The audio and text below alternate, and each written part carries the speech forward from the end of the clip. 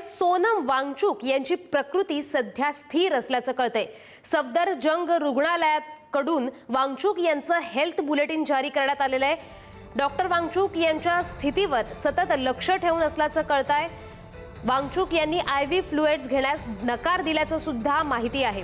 वांगचुक यांना ORS आणि potassium supplement सुरू आहेत। तज्ञ डॉक्टरांकडून प्रकृतीवर सतत लक्ष ठेवण्यात येतंय। सोनम वांगचुक यांची प्रकृती सध्या स्थिर असून त्यांच्यावर डॉक्टरांचं सतत लक्ष असल्याची माहिती आहे। सफदरजंग रुग्णालयाने ही माहिती दिली आहे। दीर्घकाळ उपोषण आणि डिहायड्रेशनमुळे त्यांच्या रक्तातील साखरेची पातळी सामान्यपेक्षा कमी झाली आहे, त्यामुळे त्यांना ORS आणि पोटॅशियमचे सप्लिमेंट दिले जात आहेत। या संदर्भात अधिकच्या अपडेट्स देत आहेत आमचे प्रतिनिधी शिवाजी काळे।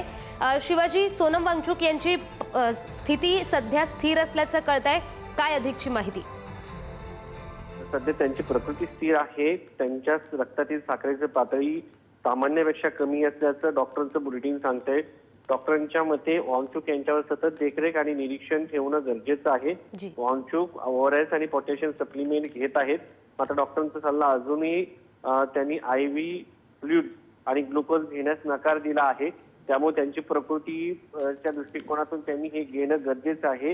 दीर्घकाळ केलेल्या उपोषणामुळे आणि डिहायड्रेशनमुळे डॉक्टर त्यांच्या प्रकृतीवर सतत लक्ष ठेवून आहेत। सफदरजंग रुग्णालयात आणि एम्स येथील तज्ञ टीम जी आहे त्यांच्यावरती सध्या उपचार करत आहे। त्यांना योग्य उपचार मिळत असून त्यांच्या प्रकृतीवरती सतत लक्ष ठेवलं जात असल्याचं सरकारच्या वतीने सांगण्यात आलेलं आहे। वजनपुरवणी पलीकडे